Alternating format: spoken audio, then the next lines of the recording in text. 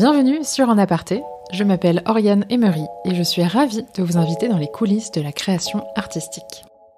Dans chaque épisode, je reçois un nouvel artiste de différents univers, le spectacle vivant, les arts plastiques, la littérature, la gastronomie, le cinéma, à parler en toute sincérité et décontraction de son quotidien, de ses inspirations, de ses galères comme de ses ambitions.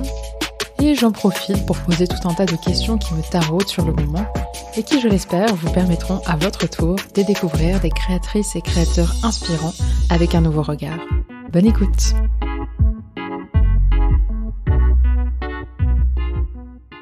Bonjour à tous et bienvenue dans ce nouvel épisode d'En Aparté.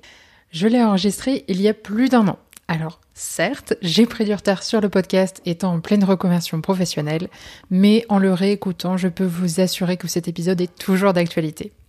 J'ai eu la chance de recevoir à mon micro l'artiste Aude Goni-Goubert, aussi connue sous le nom de Aude GG. Elle est tombée dans la marmite artistique quand elle était petite. À 5 ans, elle foulait déjà les planches des théâtres et n'a depuis jamais cessé d'explorer les arts du spectacle en tant que comédienne, mais aussi metteuse en scène. Curieuse et passionnée, elle m'a raconté comment elle avait peu à peu levé ses idées préconçues sur l'audiovisuel qui n'étaient pas du tout son terrain de jeu initial.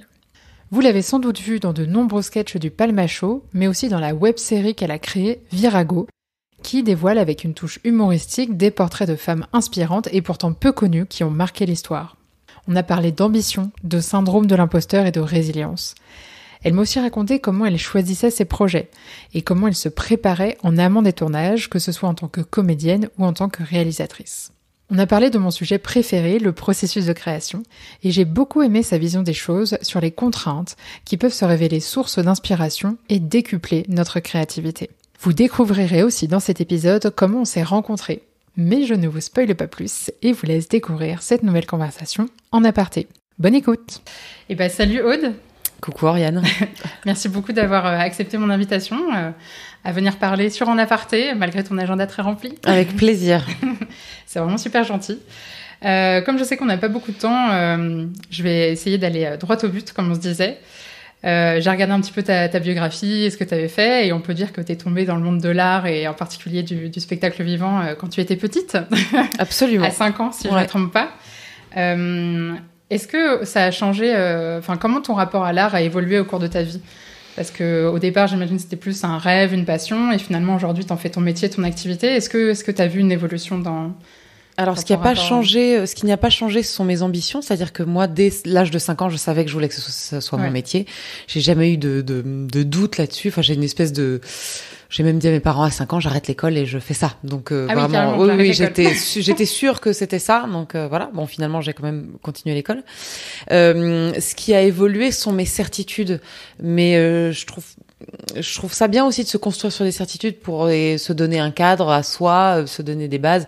Moi, j'étais persuadée que je ne ferais que du théâtre et que ce serait ça ma vie, et que le cinéma, l'audiovisuel, la télé n'était pas du tout le même art, et que c'était pas du tout aussi noble que le théâtre. Et puis en fait, j'ai découvert le web, j'ai découvert le cinéma, la télé. Enfin, aujourd'hui, je fais tout, et j'ai vraiment cassé toutes mes certitudes autour de ça. Mais même il y a encore 1 an, j'ai cassé des certitudes, puisque il y a 1 an, je ne savais pas que je réaliserais, et aujourd'hui, je réalise des séries télé. Donc, en fait, c'est ça qui a le plus évolué. En fait, ouais, complètement. C'est la déconstruction, et puis de la remise en question perpétuelle, en fait, mais positive. Ouais, super intéressant. Et qu'est-ce qui t'a amené à après, j'imagine que ça dépend des différentes activités, mais entre l'écriture, la mise en scène, aujourd'hui la réalisation, comment tu t'es dit, tiens, je vais explorer d'autres formes d'art, et comment ça s'est passé en fait ? En fait, j'ai eu la chance qu'à chaque fois, on vienne me chercher. D'accord, donc, okay. J'avoue que moi, quand j'entends des gens dire ça en interview, je les déteste. Mais malheureusement, c'est un peu le cas. Tant mieux pour toi. Ouais, sont des opportunités. Après, je pense que ça vient aussi, les opportunités viennent aussi de ce qu'on dégage et de ce que les gens projettent sur nous. Donc, en l'occurrence, pour faire du web, on est venu me chercher. Pour faire de la télé, on est venu me chercher. Pour la réalisation, on me l'a proposé. Enfin, voilà. Okay. J'ai juste pas fermé la porte à aucune opportunité. Et c'était déjà des idées que tu avais avant ? Et tu t'es dit... non, ah oui, d'accord. Pas du tout. À chaque fois, moi, je suis très bien là où je suis, dans le sens où j'aime ce métier quoi qu'il arrive. J'ai jamais eu trop d'ego à me dire c'est de la comédie pour ci, pour ça, ou c'est de la pub, ou c'est de l'institutionnel. J'ai jamais eu tant que je faisais mon métier, moi, j'étais heureuse. Okay. Donc, j'ai toujours vogué sur une chose de satisfaction. J'ai pas eu cette insatisfaction perpétuelle qu'on peut souvent trouver chez les artistes. Moi, j'étais plutôt heureuse à chaque fois que j'étais dans des endroits, mais on est toujours venu me chercher pour aller ailleurs. Et j'ai moi-même aussi créé à un moment donné mes propres créneaux. Donc c'est aussi une curiosité parce que on aurait pu très bien te dire tu vas pas faire ça, et tu dis non, en fait je suis bien. Il y a encore des choses sur lesquelles je dis non, et mais peut-être que c'est pareil dans 2 ans. C'est quoi tes critères justement pour choisir un projet? Est-ce que c'est à l'émotion? Est-ce que c'est une opportunité? Aujourd'hui, où je suis un peu plus entre guillemets installée, un peu plus tranquille, il faut vraiment que par exemple un scénario m'emporte. Et si c'est pas ça, il faut vraiment qu'il y ait une énergie de production, d'équipe heureuse, joyeuse, bienveillante et très sérieuse pour que ça me donne envie. Okay. Voilà, ça c'est mes critères d'acceptation de projet. Et après, il y a encore des choses que j'ai pas envie de faire globalement, mais qui sont dans les métiers que j'ai explorés. Il y a d'autres métiers encore qu'on me propose d'essayer et qui, pour l'instant, ne me séduisent pas, parce que souvent, par exemple, on me propose beaucoup d'écrire, et j'essaie d'écrire le moins possible parce que c'est un exercice de solitude, et que moi je suis une fille de troupe et que j'aime être avec des gens, et que la solitude, pour l'instant, n'est pas quelque chose à quoi j'aspire. Donc tu t'autorises, pourquoi pas, accepter plus tard si tu en ressens le besoin, mais...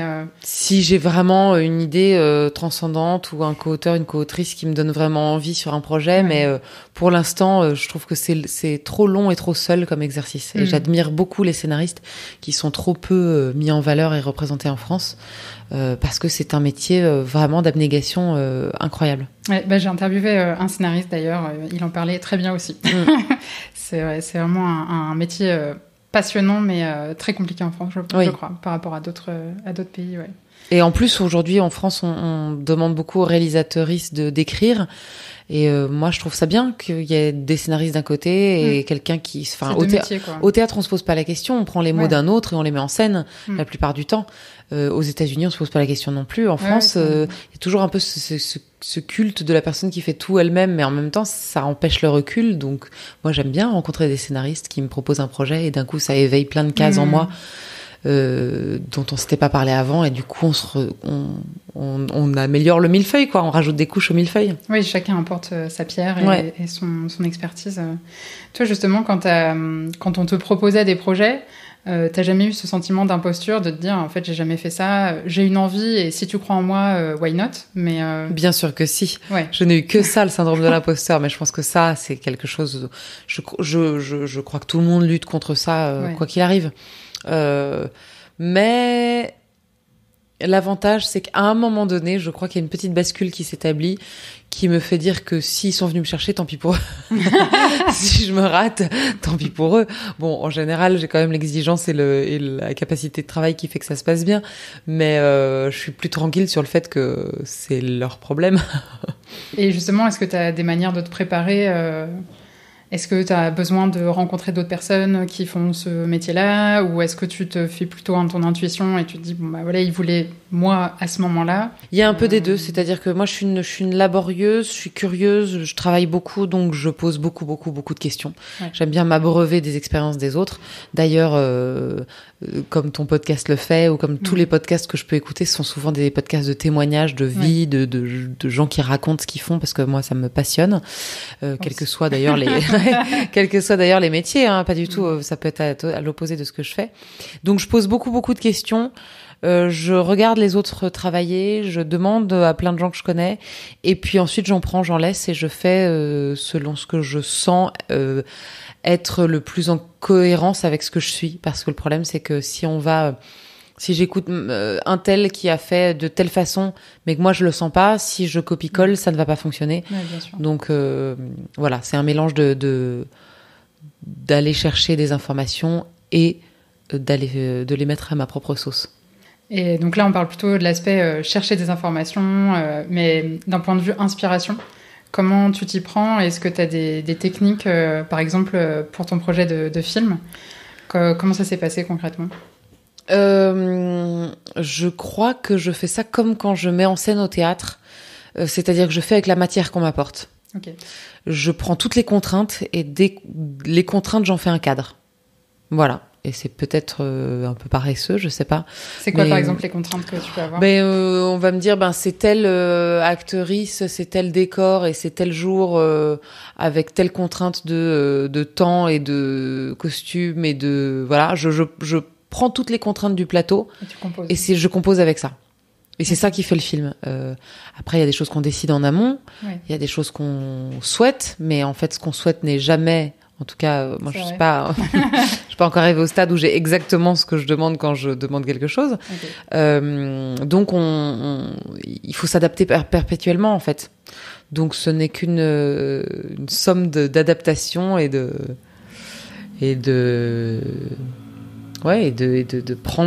contraintes. D'accord. La contrainte. Mais la contrainte me plaît.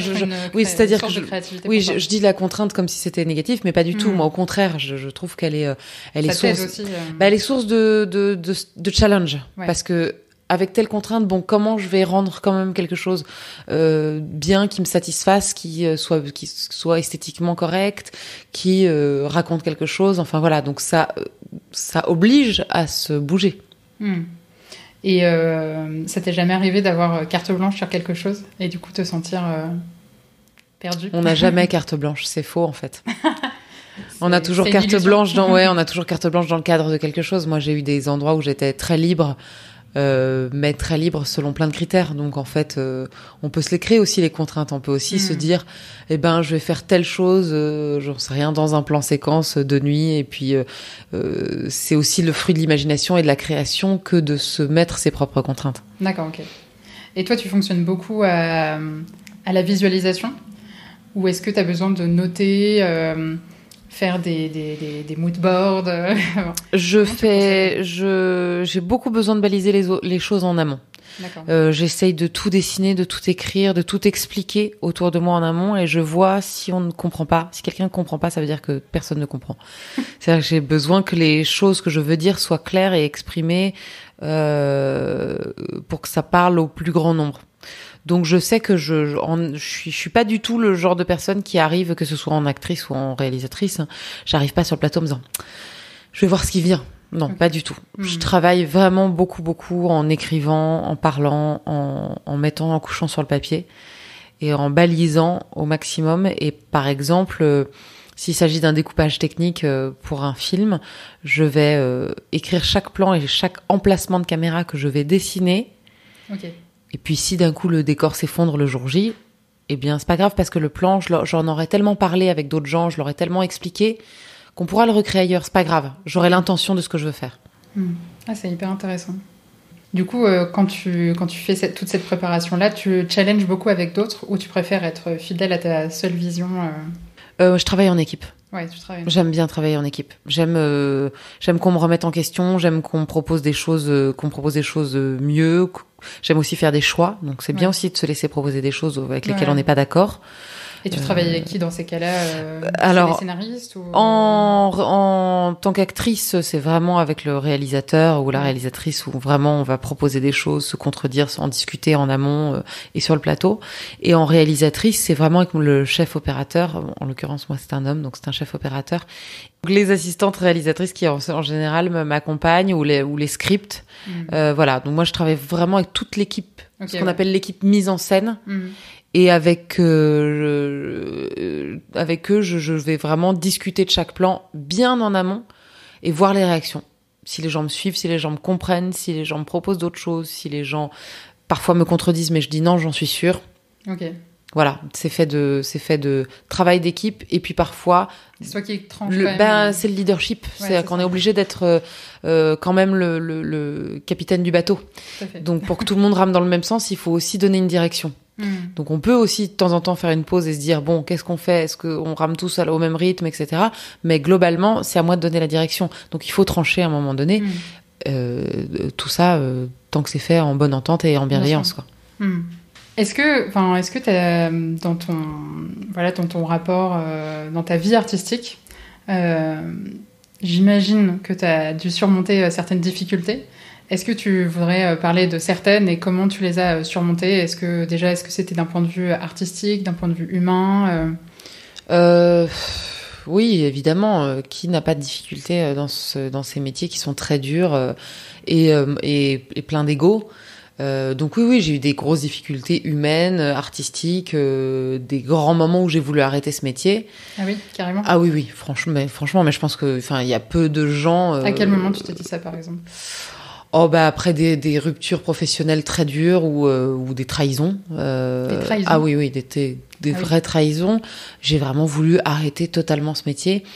Et puis, je dois avoir une bonne étoile qui fait que c'est toujours dans les moments où j'ai formulé le souhait d'arrêter qu'on est revenu me chercher pour des choses mieux, pour des choses où je me suis dit tiens, si c'était pas passé ça, j'aurais pas fait ça. Donc j'essaye que ma résilience soit toujours très positive et d'apprendre des choses négatives qui t'arrivent. Alors après, évidemment, on rêverait tous d'avoir un parcours sans embûches. Oui. Mais je crois que c'est une illusion.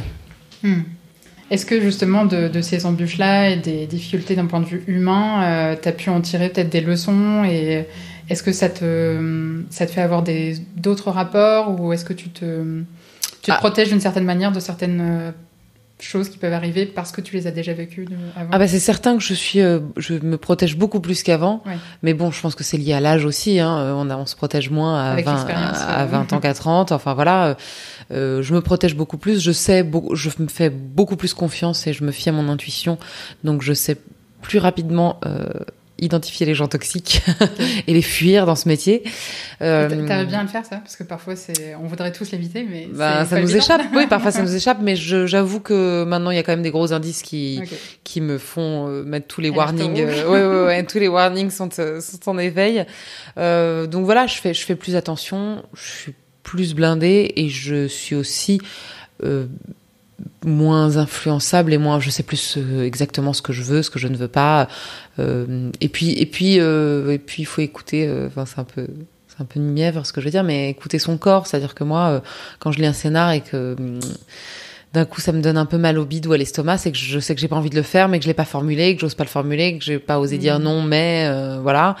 Et en fait quand on s'écoute, on sait toujours au fond de soi quel est le bon choix. Mais c'est pas évident.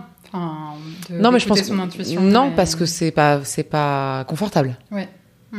Mais c'est souvent la bonne chose. Ouais. Enfin, en tout cas, pour moi, ça marche maintenant à 90% comme ça. C'est chouette, bravo. On s'est rencontrés grâce à notre kiné. Oui. Petite dédicace à Philippe. Oui. Mais on s'est aussi croisés par hasard à la boxe il y a pas plus de 2 jours. Est-ce que le sport, à quel point le sport c'est important pour toi et comment t'arrives dans ton agenda très rempli à caser ces moments-là? Alors le sport est devenu vraiment indispensable et vraiment un exutoire fou. Et surtout, je fais des sports souvent entre guillemets un peu violents. Je fais peu de sport doux. Je suis cavalière, je fais de la boxe, je fais des choses. Je fais des choses qui amènent un peu de violence parfois, mais surtout d'adrénaline. Et je crois que c'est la seule manière pour moi de débrancher totalement mon cerveau. Donc ce sont des plages que je m'octroie dans la semaine pour n'avoir... Parce que ce sont des sports qui impliquent que je n'ai jamais mon téléphone portable à côté de moi, par exemple. C'est tout bête, mais... Ouais. Mais en fait, il y a des sports où on peut avoir son téléphone. Enfin, quand il y en a qui font du vélo en salle ou machin, ou même qui écoutent des trucs en courant, etc. La boxe, l'équitation, c'est soit avec le sac de frappe ou soit avec le cheval. Ouais. Et c'est la seule façon, moi, que j'ai de décrocher totalement et de me recentrer. Donc, ça me semble indispensable parce que c'est des moments de... Et t'arrives à t'imposer quand même des créneaux toutes les semaines ou... Ah mais je suis pas capable de faire autrement. Ok, d'accord. C'est-à-dire que maintenant, s'il y a une semaine où je fais pas de sport, où je suis malheureuse, quoi. Et je le ressens dans mon corps, dans mon moral, dans mon humeur, partout, quoi. Donc c'est nécessaire, quoi. Oui, c'est nécessaire.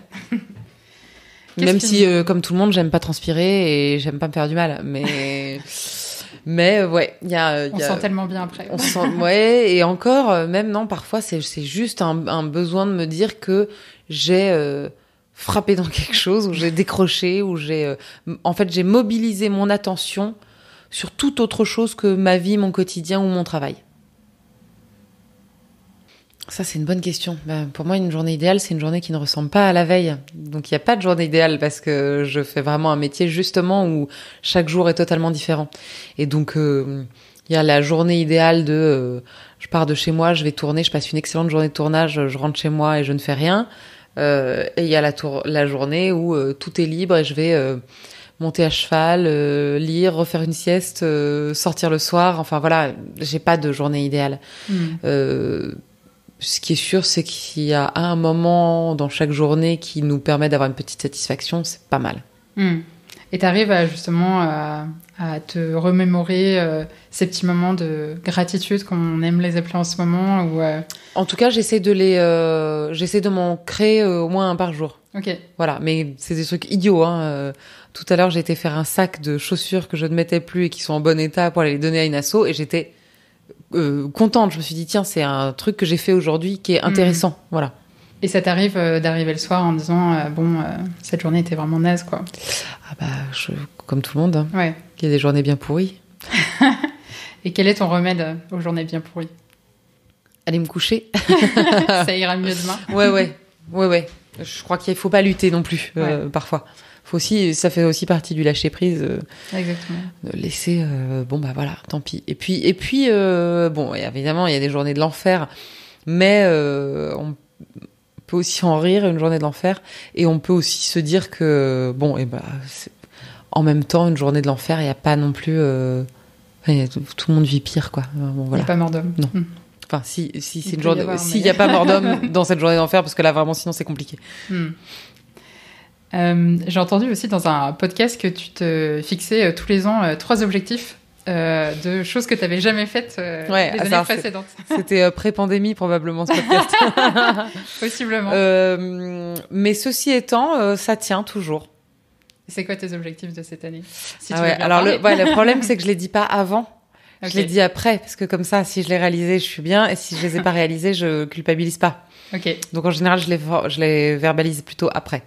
Et à quel moment tu les choisis? Est-ce que c'est en début d'année ou... Ouais, en général, ouais. Mais cette année, comme on est quasiment à la fin de l'année, j'ai refait une maison de A à Z, ce qui est pas mal, sans savoir ce que c'était. Enfin, je ne savais pas le faire avant. J'ai réalisé 20 épisodes de série, donc c'est pas mal. Et il va falloir que je trouve un troisième truc que j'avais jamais fait avant la fin de l'année. Si, j'ai mis ma jument à la reproduction et je me lance dans l'élevage, donc c'est voilà. Ah oui. Voilà. C'est très très varié. Ouais. Donc en fait, j'ai fait mes 3 choses totalement différentes. Tu peux terminer l'année. Je peux terminer l'année tranquille. Bon, en même temps, on enregistre, on est fin octobre et c'est bien. Je suis dans les temps. Bah bravo. Je regarde l'heure. On est bien encore, non? Ouais, on est pas mal. Oui, regarde. J'ai une question qui est peut-être pas forcément évidente, mais je vais quand même la poser. Quel est ton rapport à l'ambition? Je pense qu'il a évolué.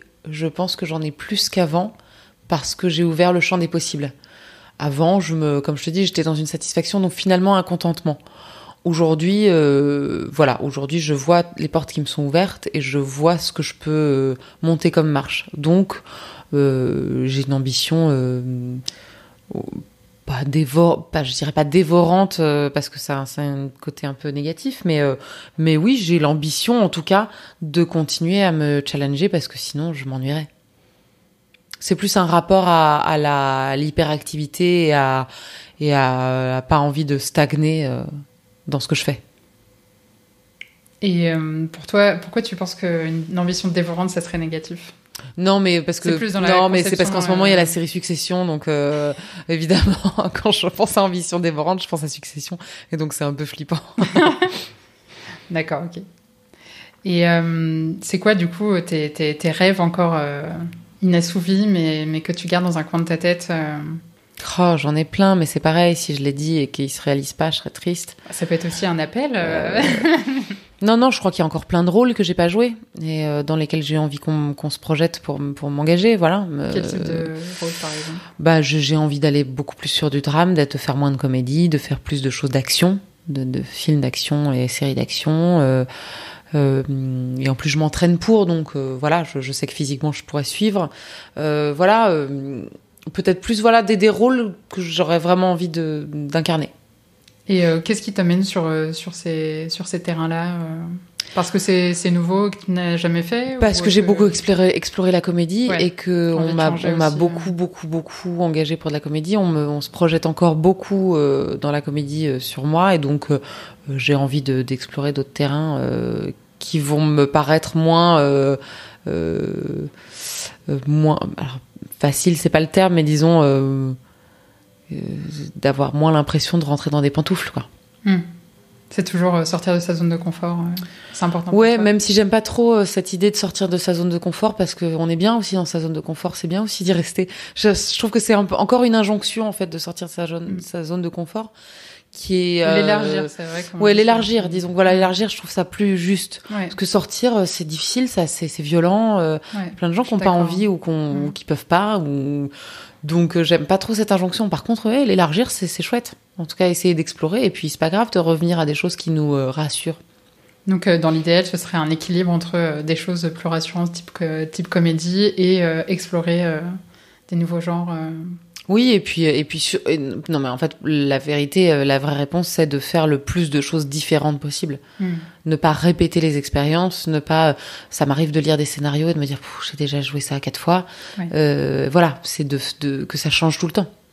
En tant qu'actrice, à quel point c'est facile ou difficile, justement, d'aller explorer des nouveaux terrains, parce que j'ai l'impression que c'est quand même on est quand même le reflet de la vision d'un réalisateur, d'une réalisatrice, et on nous propose aussi des choses souvent dans lesquelles on a déjà été. On est le fruit du désir d'un autre. Donc vraiment, et l'autre peut être un ou une productrice, une réalisatrice, bref, on est le fruit du désir d'une chaîne de télé. Donc c'est beaucoup de choses qu'on ne maîtrise pas. Mais d'ailleurs, même les stars, aujourd'hui, j'écoutais Guillaume Canet chez Augustin Trapenard hier, et il disait qu'il s'écrivait les rôles qu'on lui donne pas. Donc, c'est-à-dire que si même lui, il reçoit pas les scénarios dont il rêve, sur son niveau de staritude, là, vraiment, bon. Donc c'est évidemment que on est le fruit du désir des autres, mais c'est aussi pour ça que c'est intéressant pour moi, en tout cas, qui en ait la possibilité de passer de l'autre côté et de diriger, parce que ça m'évite soit d'accepter des choses que je ne veux pas faire, soit d'être dans la frustration. Ça t'est déjà arrivé d'accepter des choses Bien sûr. En général, ce sont des choses qui sont mauvaises à l'arrivée, parce que ça ne peut pas fonctionner. Si le désir n'est pas réciproque, il y a toujours un malaise dans la production. Et c'était, je sais pas si tu voulais parler de ça ou quoi, mais à cause d'un point de vue financier, c'est pour des raisons financières, ou est-ce que tu te dis, ça fait longtemps que j'ai pas joué, ou j'aimerais bien jouer avec cette équipe-là Il y a plein de mauvaises raisons. Il y a la sympathie qui est une très mauvaise raison. Mais ils sont sympas. Bon, ça c'est une mauvaise raison, parce que sympa n'est pas un métier. Voilà, ça c'est un vrai mantra. Sympa n'est pas un métier. Non, mais évidemment il y a plein de mauvaises raisons. Évidemment, le côté financier, de temps en temps, se dire quand même le chèque est sympa et je pourrais me faire plaisir après. Mauvaise raison, très mauvaise raison. Mais plein de fois, raison qu'on peut pas jeter à la poubelle. Voilà, donc il y a plein de circonstances. C'est pour ça qu'il faut faire un peu le tri, et que aujourd'hui j'ai l'occasion de me poser un peu plus pour dire oui ou non. Aujourd'hui, tu sens que tu es arrivé à ce stade de ta carrière où tu peux choisir exactement et refuser. Alors tous les choisir non, mais décliner oui. D'accord. C'est pas tout à fait la même chose. C'est-à-dire que j'ai pas le choix dans des trucs incroyables dont je rêve, et donc je n'ai que à piocher et à me baisser. Non, je n'en suis pas là. Mais en revanche, je peux décliner des choses qui me plaisent moins ou qui me semblent pas cohérentes avec ce que j'ai envie de véhiculer. Surtout que je sais pas, en vieillissant, j'ai de plus en plus de conviction et d'envie, et il y a des choses où où je tique à la lecture et je me dis non, je peux pas défendre ça. J'ai envie de défendre les choses sur lesquelles je travaille. Et comment tu répartis ton temps entre justement tes objectifs qui, j'imagine, prennent vachement de temps, comme retaper une maison de A à Z? Oui, mais là, il y a eu un confinement là-dedans. C'est vrai que le confinement a sans doute aidé, mais voilà. Du coup, tu l'aurais pas fait non, sans ça? je pense que je l'aurais pas fait sans ça, puis je n'aurais pas appris sans ça, parce que j'ai profité du confinement pour apprendre et faire autre chose, puisqu'on ne pouvait plus faire notre métier. Moi, je ne pouvais plus faire mon métier. Je me suis dit, autant en apprendre un autre. Ouais, donc dans d'autres circonstances. Non, je pense que cette maison serait encore une ruine à l'heure actuelle s'il n'y avait pas eu de confinement. Voilà. Quoi? À toute chose, malheur est bon. Oui, en tout cas, dans mon cas. Ça marche. On va passer aux petites questions flash, comme je sais qu'on a moins de temps. J'ai une question que j'aime bien poser, c'est quel est ton plus beau souvenir artistique en tant que créatrice, mais aussi en tant que spectatrice? Alors, en tant que spectatrice, le premier truc qui me vient, comme c'est flash, je vais répondre flash. Vas-y. Ça sera sûrement pas les meilleures réponses. En tant que spectatrice, je pense que c'est quand j'ai découvert le film Mélancolia de Lars von Trier, qui a été pour moi une révélation de me dire, pour la première fois, j'étais dans une salle de cinéma, je me suis dit, ah d'accord, donc j'assiste à un chef-d'œuvre. C'est ça un chef-d'œuvre de cinéma, et donc je comprends un geste de cinéma et une image incroyable. Ça m'a très fort marqué, ému, bouleversée. En tant que créatrice, je pense que c'est la réalisation de mes projets, de mes propres projets, après avoir été beaucoup au service des autres, et quand j'ai créé Virago et que c'est sorti et que ça a eu un certain écho, je crois que j'étais très fière et que je suis toujours très fière d'avoir mené ce projet de bout en bout en étant leader de ma propre création. C'était ton idée, tu l'as menée. Oui, avec mon équipe, bien sûr, avec mon co-auteur et un réalisateur, mais on a travaillé tous ensemble, mais en revanche, le truc part de moi et la DA part de moi aussi, donc la réalisation, finalement, l'achèvement de cette chose-là m'a rendue très heureuse. Tu te souviens de comment tu as eu l'idée justement de Virago? Oui, c'était donc sur un lit d'hôpital en étant très accidentée. En gros, je me suis dit, il faut que, parce que je suis restée très immobilisée à l'hôpital, et donc je me suis dit, si ça me réarrive dans la vie, il faut que je puisse avoir de l'actu et sortir des choses. Donc, il faut que je crée un programme à moi, en ayant du stock et en pouvant sortir quelque chose si il m'arrive encore quelque chose comme ça. C'est quand même la nécessité de dire... d'exister, oui, je crois. Je peux pas sortir sans rien faire. Enfin, non. Sortir de cet état sans rien faire. C'est compliqué pour toi d'être sans activité, d'être seule? Alors, la solitude ne me dérange pas, mais pas dans le travail. J'aime travailler avec des gens parce que je trouve que le travail naît beaucoup de l'échange. Mais sans activité, oui. Mais quel que soit, j'ai pas besoin de faire... Parce que tu parlais d'hyperactivité tout à l'heure. J'ai pas besoin forcément de travailler, mais il faut toujours que j'ai quelque chose à faire parce que j'aime bien faire 1000 choses. C'est-à-dire que c'est vrai que je suis rarement... Alors que je l'ai beaucoup été par le passé, mais aujourd'hui, je suis rarement oisive. Mais parce que le temps passe. C'est ça. Tu veux en profiter. On se rend compte à un moment donné que, oh mon Dieu, ça y est, on va passer de l'autre côté de la barrière. Non, mais c'est bien de se le rappeler parfois, quoi. Mais c'est pas une pression que tu te mets. Ah non, pas du tout. C'est plutôt un plaisir voilà, j'adore une journée, mais même si j'ai fait des choses bêtes entre des courses et du rangement et voilà, des choses lambda et quotidiennes, je serais toujours satisfaite à la fin de la journée si j'en ai fait beaucoup plus et si j'ai pas arrêté. Est-ce qu'il y a une personne avec qui tu aimerais jouer particulièrement, si tu pouvais choisir? Je rêverais de tourner sous la direction de femmes comme Emmanuelle Berco, Mai Wen, que je ne connais pas du tout, mais dont les films m'ont toujours touchée en plein cœur parce que ils sont d'une justesse sur les rapports humains, en jeu et en histoire, que ça me fascinerait de travailler avec des femmes comme ça. Et quelqu'un que tu aimerais mettre en scène, qui t'inspire particulièrement? Si, moi, il y a une actrice que je trouve incroyable et qui me fascine absolument et que je rêverais de diriger. Et en même temps, je sais même pas si j'oserais, mais c'est Charlotte Gainsbourg. Mais je sais même pas si j'oserais lui parler sur mon propre plateau. Ça serait très bizarre. On passerait un très mauvais moment toutes les deux. Bon, c'est le temps de passer le cap. Et voilà. Prendre un petit café et ça ira mieux après. Non, mais absolument, absolument. C'est tout comme ça toujours. Parce qu'en plus, bizarrement, je suis très peu impressionnée. Ça m'est arrivé de donner la réplique ou de travailler avec des gens très très connus et très populaires, mais ça m'est un peu égal. Okay. C'est-à-dire que vraiment, j'ai un rapport totalement d'égalité les stars, je m'en fiche un peu. Mais les gens que t'admires. Une femme comme Charlotte Gainsbourg, je peux avoir une chose peut-être plus intuitive, plus d'admiration, mais très personnelle au-delà du métier, qui fait que je pourrais avoir une petite timidité. Est-ce que, pour finir, parce que je veux pas te mettre en retard pour le théâtre ce soir. On a encore 10 minutes, si tu veux. Ah, on a encore 10 minutes. Est-ce que tu aurais une recommandation d'un ou d'une artiste à suivre qu'on ne connaît pas ? Qu'on ne connaît pas trop, ou qui mériterait d'être plus connu, évidemment. Et qui pourrait, par exemple, passer sur un aparté. Oui. Alors moi, je recommande absolument de suivre le travail d'une jeune réalisatrice qui s'appelle Anaïs Vacher,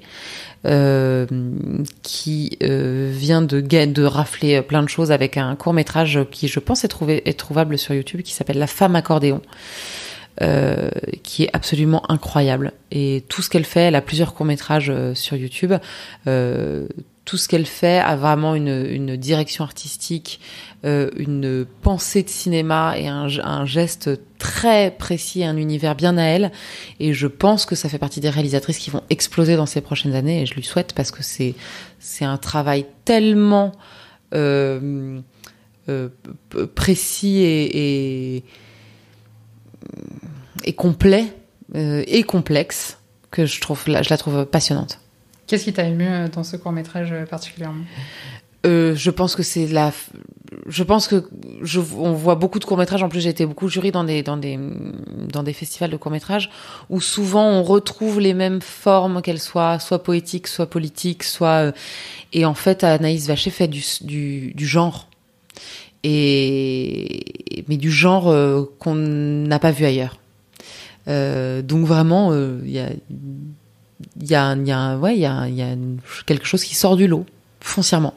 Ça donne envie. Je le connais pas, mais ouais, j'essaierai de retrouver et de le mettre dans les notes du commentaire, dans les notes de commentaire du podcast. Est-ce que toi, tu as aussi un spectacle ou un film à recommander, récent ou pas, que tu aurais pu voir Alors, récent, pas tout à fait, mais si les gens n'ont pas vu Jusqu'à la garde, pour moi, tout est dans ce film. Il y a une fausse piste, c'est-à-dire qu'on pense que ça va être un film français contemplatif, et en fait, c'est un thriller. Et il y a un message, il y a une réalisation absolument brillante, et un couple d'acteurs de Léa Drucker et Denis Ménochet qui sont fascinants. Et voilà, et en plus ce réalisateur a vraiment fait un geste de cinéma de son court-métrage à son film, un parcours pour moi parfait. Et sinon, en télé, je peux conseiller un truc que j'ai vu en avant-première et qui va sortir bientôt, et qui est très impressionnant par rapport à la chaîne sur laquelle c'est diffusé, parce que c'est une énorme prise de risque et c'est remarquable. Ça s'appelle À la folie. Ça va être sur M6 et c'est incroyable. Le scénario Ça parle de quoi ? Alors c'est un scénario d'Eleanor Bauer qui parle de l'emprise dans un couple, mais dans un couple parfait, qui d'extérieur vraiment le type est formidable, etc. Et c'est comment le mécanisme de l'emprise s'insinue partout jusqu'à détruire quelqu'un. C'est implacable et formidable, et j'ai vu ça, j'ai été complètement bouleversée dans une salle entièrement bouleversée, avec des gens qui pleuraient, des hommes qui se levaient en disant merci pour cet outil. Donc c'était vraiment un grand moment de frisson, et je me suis dit donc ça va passer sur M6 en prime time, et donc c'est fabuleux, il faut voir ça. Très bien, merci pour ces recommandations. Est-ce que tu aurais des conseils pour des artistes ou des créateurs qui veulent se lancer et pour lesquels c'est un peu dur, particulièrement cette période ? Déjà, on fait ce qu'on peut. Il faut arrêter de se culpabiliser de je n'y arrive pas, ou je n'ai pas fait ci, ou j'aurais dû faire ça, ou je pense qu'on fait ce qu'on peut. En revanche, la chose sur laquelle on peut agir, c'est la curiosité. Donc aller voir tout, même ce qui nous plaît pas du tout, comprendre pourquoi ça nous plaît, ça nous plaît pas, et savoir ce qu'on veut, réussir à définir ce qui nous plaît le plus, même si ça bouge hein, évidemment, mais je crois que c'est essentiel de lire, voir, regarder, aller vers d'autres arts, s'émerveiller et faire travailler son imaginaire. Comment tu travailles ça toi au quotidien ? Moi, je vais voir des choses qui sont en dehors de mon métier totalement, des choses qui me sont, mais que ce soit rural ou des expos, de la danse par exemple. Je suis à 1700 milliards de kilomètres de la danse, je ne sais même pas comment ça fonctionne, je ne sais pas du tout bouger mon corps de façon harmonieuse. Donc ça me passionne et ça éveille mon imaginaire. J'aime beaucoup la peinture, j'aime beaucoup la sculpture, mais j'aime beaucoup aussi aller discuter avec des gens qui font pas du tout ce métier. J'aime beaucoup aller boire un coup avec les agriculteurs de mon village, boire un coup avec des gens qui font complètement d'autres métiers, et puis parler d'autres choses en fait. Ne pas rester dans un petit entre-soi ou dans un carcan Tes amis, c'est pas tous des artistes ou Oula, des gens du milieu ? non, pas du tout. Pas du tout. Moi, de tout milieu, de tous âges aussi. C'est très riche d'avoir et c'est bien cet de pouvoir environnement-là. sortir. Bah oui, mais c'est l'avantage de faire des sports ou de vivre pas que à Paris, et donc de pouvoir côtoyer un autre monde qui est indispensable, parce que sinon l'entre-soi c'est l'enfer. Enfin, le vase clos c'est l'enfer pour tout quoi. Ouais. Pour soi, pour les autres, pour sa pensée, pour son intellect, pour sa créativité, pour tout. Bah, super intéressant. Merci beaucoup, Aude. Merci à toi. Pour toutes ces inspirations et ce temps qu'on a passé ensemble. J'ai appris des choses sur toi, sur ta manière de penser, et je trouve ça vraiment passionnant, donc merci. Eh ben, merci beaucoup. Et que vive En Aparté. Non, Aparté Podcast. Non, attends, je le refais. En aparté. C'est En Aparté ? Ouais. Ah oui, c'est ça. Alors que vive En Aparté Podcast. Merci.